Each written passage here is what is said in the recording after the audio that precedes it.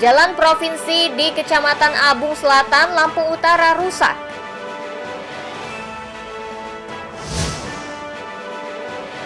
DPRD Pesisir Barat salurkan bantuan perbaikan gedung sekolah yang rusak.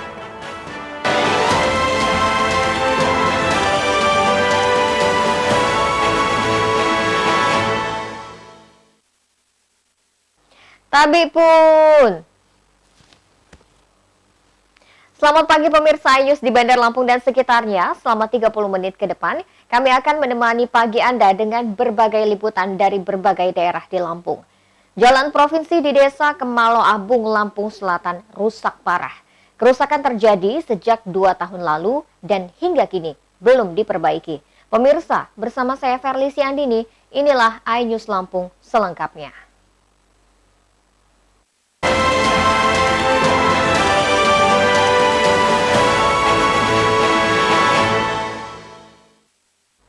Ruas jalan di Desa Kemalo Abung, Kecamatan Abung Selatan, Lampung Utara rusak parah. Kerusakan jalan provinsi ini sudah berlangsung lama dan warga berharap segera diperbaiki.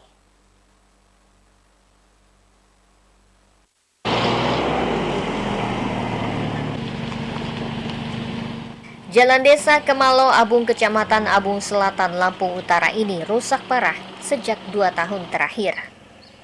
Jalan milik provinsi ini menghubungkan antar kecamatan hingga antar kabupaten Lampung Utara dan Lampung Tengah.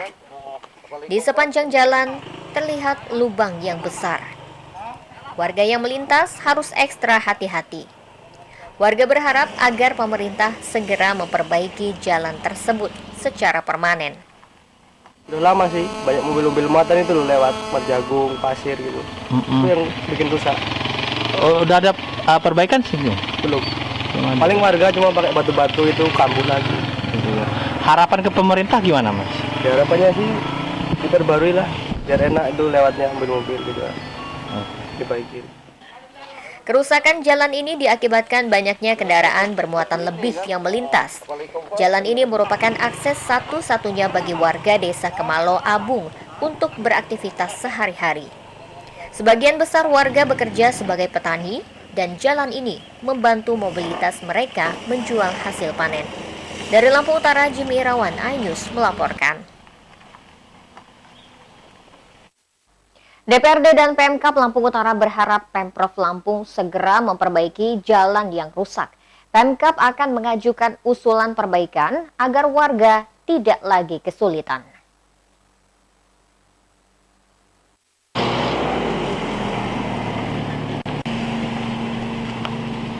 DPRD dan Dinas PUPR Lampung Utara meninjau kondisi jalan rusak di Desa Kemalo Abung, Kecamatan Abung Selatan. Rombongan memantau sejauh mana kerusakan jalan. Sementara baik dari eksekutif dan legislatif kabupaten berusaha mendorong pemerintah provinsi segera memperbaiki jalan. Apalagi kerusakan jalan provinsi ini sudah berlangsung lama, sekitar 2 tahun. Yang kami tinjau ini harus segera dibangun oleh pihak provinsi kalaupun toh, karena ini sangat urgent jalan ini yang sudah beberapa tahun hanya sekedar siram aspal. Dan harapan daripada camat, kepala desa, tokoh masyarakat dan Dinas PUPR Lampung Utara dan kami juga DPRD supaya jalan ini jangan sekedar hanya di hot make.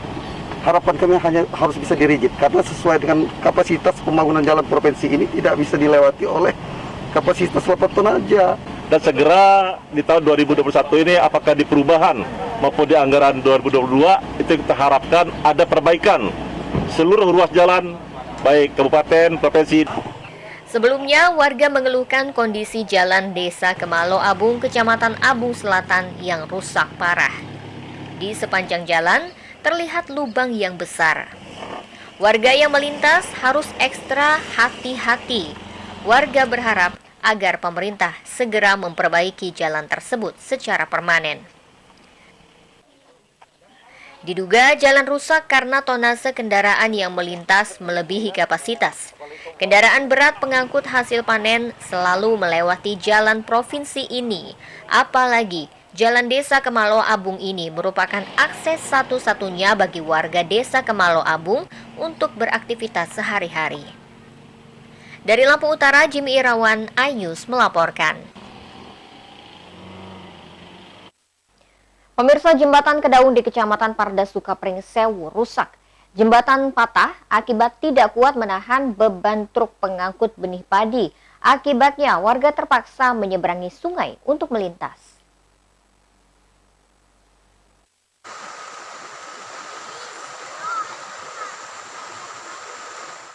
Saat ini masyarakat di Desa Kedaung harus menyeberangi sungai atau mengambil jalan memutar jika ingin melintas. Jembatan tidak bisa dilalui karena patah. Pengendara motor yang melintas harus menyeberangi sungai untuk sampai ke Desa Kedaung. Sebelum rusak, kondisi jembatan sudah memprihatinkan. Besi penyangganya sudah berkarat dan biasanya hanya motor serta kendaraan mobil muatan kecil yang melintas. Warga Kedaung sudah mengusulkan agar jembatan diperbaiki hingga ke tingkat desa dan kecamatan Pardasuka. Namun, hingga kini belum ada realisasinya. Namun saat kecelakaan, truk bermuatan puluhan ton benih padi terguling. Jembatan yang sudah rapuh itu pun rusak. Selain itu, kendaraan tersebut terjun ke sungai. Biar pemerintah cepat membangunnya, biar kita enak sama-sama enak jalannya. Ya udah Pak. Ini jalannya ini, tolong ini perhatian pemerintahnya, terutama pada Bapak Dewan ya. Perhatiin ini jembatan kami ini. Mohon bantuannya segera mana ditanggulangi lah. Lihat kali ini susah Pak ya? Oh, sangat susah, apalagi kalau airnya nambah. Nih perhatiin nih, yang mau lewat mau ke gunung, mau usaha, susah sangat. Susah ya? Iya, begitu aja Pak. Kalau banjir nggak bisa jalan ya Pak ya? Nggak bisa kemana-mana kami. Warga meminta pemerintah segera memperbaiki jembatan. Jembatan ini menjadi akses warga menyeberangi sungai. Dari Pringsewu, Indra Siregar, iNews melaporkan.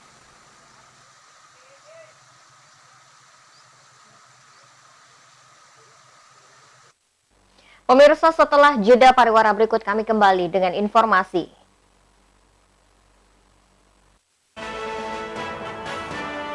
Pesisir Barat salurkan bantuan perbaikan gedung sekolah yang rusak. Tetaplah bersama kami.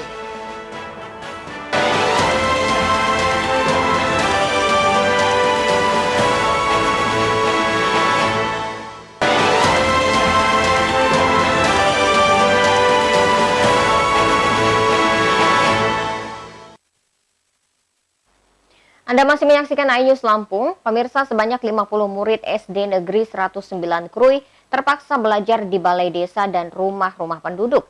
Hal ini disebabkan kondisi gedung SDN 109 yang rusak berat dan berbahaya jika digunakan untuk kegiatan belajar mengajar.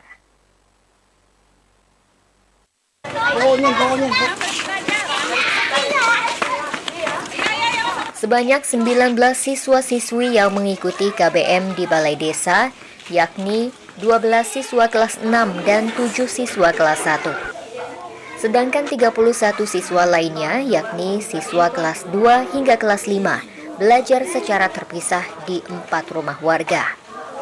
Perinciannya 8 siswa di rumah Masia, 7 siswa di rumah Mahfuri, 14 siswa di kediaman Barlen, dan 2 siswa di rumah milik Irwan.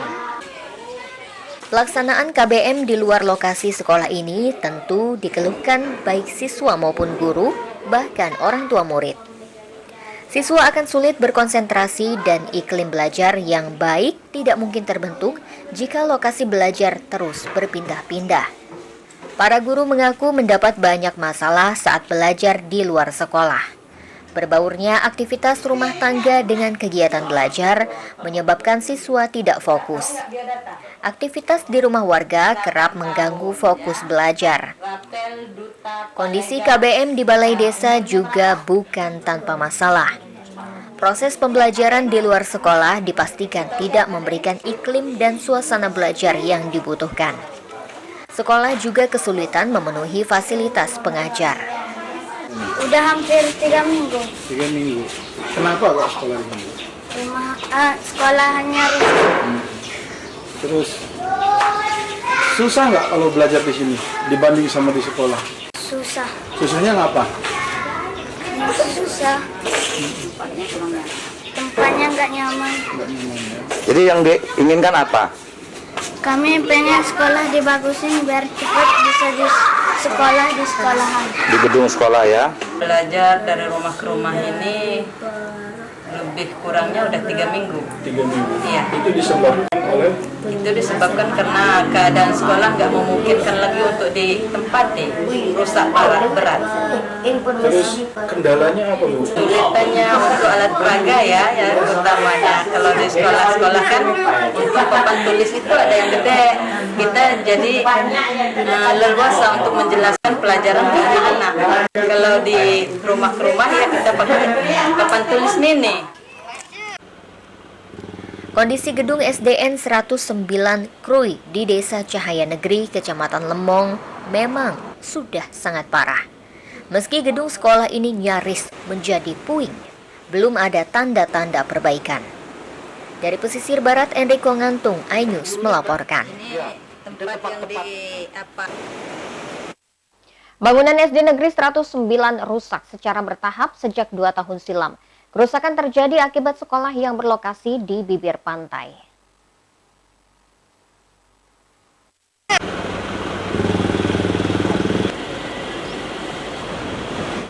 Kepala SD Negeri 109 Krui, Fahrul Rozi mengaku kerusakan sekolah telah berlangsung sejak 2 tahun silam. Secara perlahan namun pasti, fondasi gedung digerus abrasi air laut dan atap gedung yang terbuat dari seng dimakan karat oleh uap garam dari air laut. Setiap tahun, pihak sekolah selalu mengajukan usulan perbaikan kepada pemerintah, namun tak kunjung direalisasi.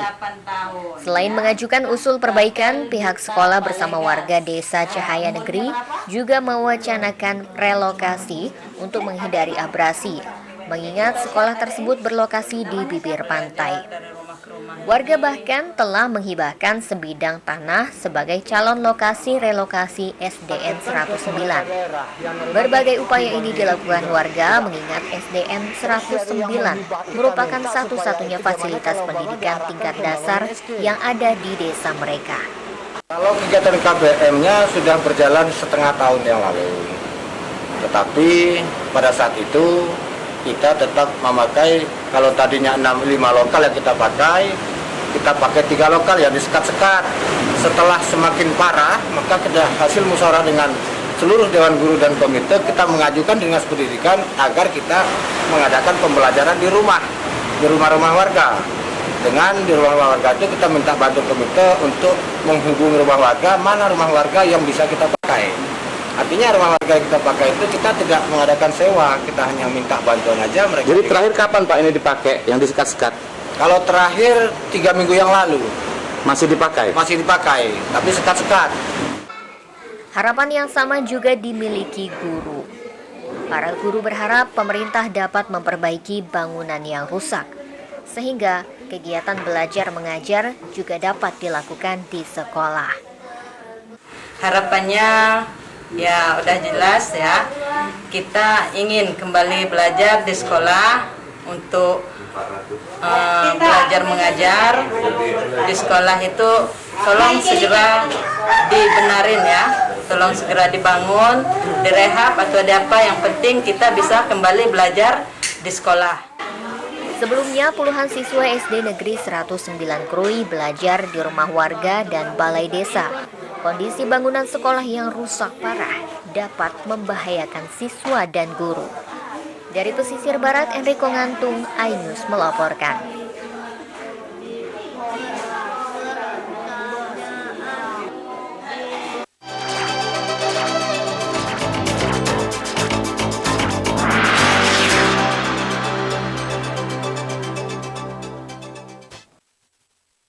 Tiga fraksi DPRD Pesisir Barat menggalang dana untuk perbaikan gedung SD Negeri 109 Krui. Bangunan tempat belajar tersebut rusak parah dan tak kunjung diperbaiki sejak tahun 2019 silam.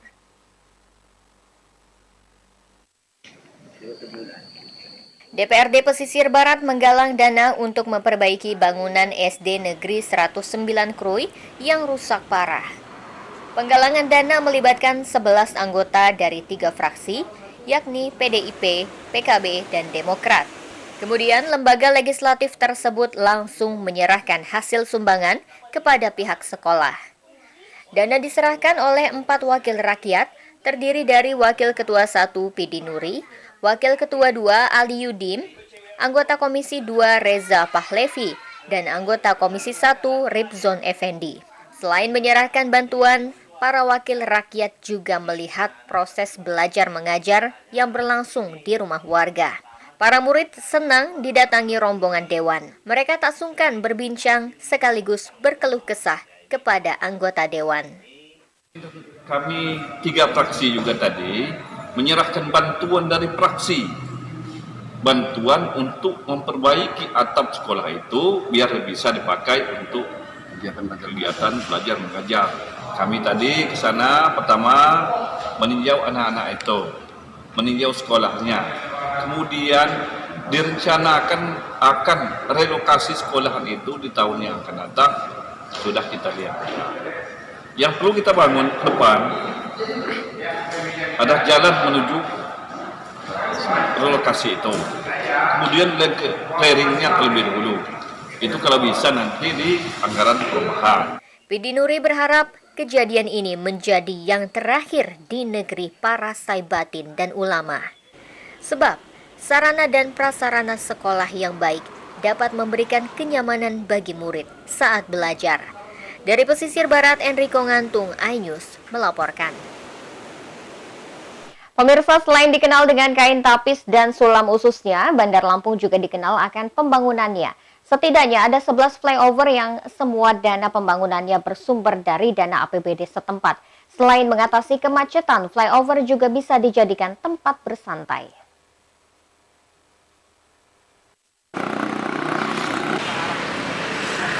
Jembatan layang di Jalan Sultan Agung Kedaton ini terlihat lebih menarik. Berbagai sudut dan pondasi jembatan dihias dengan ornamen khas Lampung. Flyover Sultan Agung ini merupakan jembatan layang ke-11 di Bandar Lampung. Selain mengatasi kemacetan, flyover juga bisa dijadikan tempat bersantai. Flyover bisa dijadikan lokasi Car Free Day. Boleh, Car Free Day di sini nggak jadi masalah. Apalagi nanti mungkin awalnya bulan puasa akan kita tutup sementara supaya masyarakat bisa menikmati yang ada flyover. Flyover sepanjang 262 meter ini menelan biaya 34 miliar rupiah. Flyover ini merupakan salah satu pembangunan strategi yang dibiayai APBD dan sumber PAD lainnya. Dari Bandar Lampung, Ruslan AS, iNews melaporkan.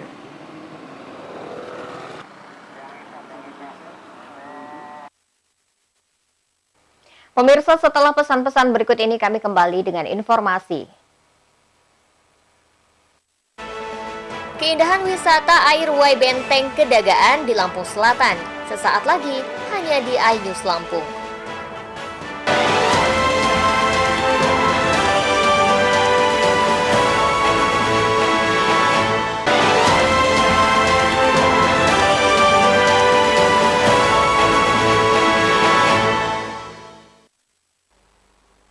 Terima kasih Anda masih bersama kami. Pemirsa, Lampung Selatan merupakan salah satu daerah di Provinsi Lampung yang kaya potensi wisata. Yang terbaru dan menjadi perbincangan hangat adalah destinasi wisata air Wai Benteng Kedagaan. Anda penasaran? Berikut liputannya.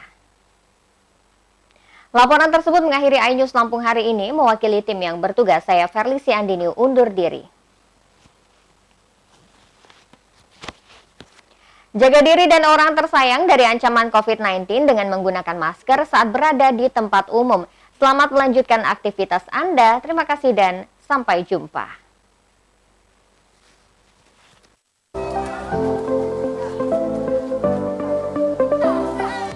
Objek wisata kolam renang Wai Benteng Kedagaan terkenal sebagai wisata kolam renang yang airnya murni dari sumber mata air langsung dari gunung. Pengunjung dapat merasakan berendam di kolam dengan air yang dingin dan segar. Ditambah sejuknya udara pegunungan, pasti sangat menyegarkan. Dengan kemurnian air yang langsung dialirkan dari mata air di kaki Gunung Rajabasa menjadi daya tarik kolam renang ini. Meski masih dalam tahap pengerjaan, pengunjung selalu ramai setiap hari.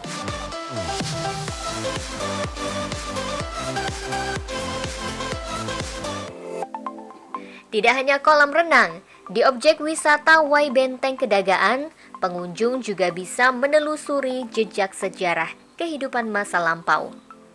Di hulu kolam terdapat sumber air kehidupan sejak masa lampau. Di atasnya terdapat benteng sekaligus jejak hunian kuno yang menjadi bukti adanya kehidupan kelompok manusia di masa lampau.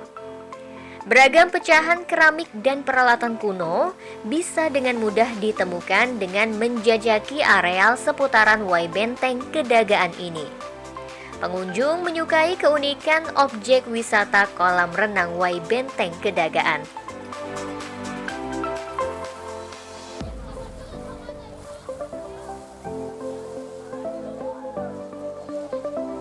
Si airnya dingin. Apakah ada yang unik nggak di sini? Uniknya kenapa ya? Karena kan kayak di tengah-tengah hutan ya, walaupun bukan hutan tapi kan di tengah-tengah alam, jadi ya unik aja. Airnya juga dingin banget. Mbak dari mana nih Mbak? Kalau aku dari Sidomulyo. Dari Sidomulyo. Murah nggak sih tiketnya harga di sini? Termasuk murah sih. Banyak berbeda. Apa itu, Di Bang? sini air gunung. Pertama, kedua fasilitasnya yang memadai lah untuk buat anak-anak, buat kita gitu loh. Tidak ada seperti kita takut ada penyakit apa, apalagi sekarang dapat corona kan gitu. Alhamdulillah sini nggak ada gitu aja. Untuk suasana yang berbedanya apa Bang dibanding kolam lain? Kalau kolam lain itu gini Pak ya, kalau kolam lain itu airnya kan biasanya kan nggak turun, nah, kan awan juga ya gimana saya bilangnya, pokoknya sangat berbeda lah jauh. Kolam renang Wai Benteng Kedagaan dibangun dengan konsep memadukan unsur wisata alam, petualangan, dan sejarah. Kolam kita ini kita tetap mempertahankan alami begitu ya. Sumber langsung dari sumbernya, airnya murni langsung dari sumbernya, dari sumber mata air. Itu siklusnya 24 jam ya Bang? Ya, 24 jam. Dia mengalir non-stop, 24 jam mengalir terus dia. Berarti bebas dari obat-obatan ya? Oh iya, sangat. Kita tidak menggunakan obat jenis apapun gitu ya. Kita nggak menggunakan kaporit atau sejenisnya lah gitu. Destinasi ini juga mendukung program pemerintah bidang pariwisata dan pelestarian alam karena menggunakan air pegunungan Rajabasa. Bagi Anda yang penasaran, objek wisata ini berada di Desa Padan, Kecamatan Penengahan. Dari Lampung Selatan, Heri Fulistiawan, iNews melaporkan.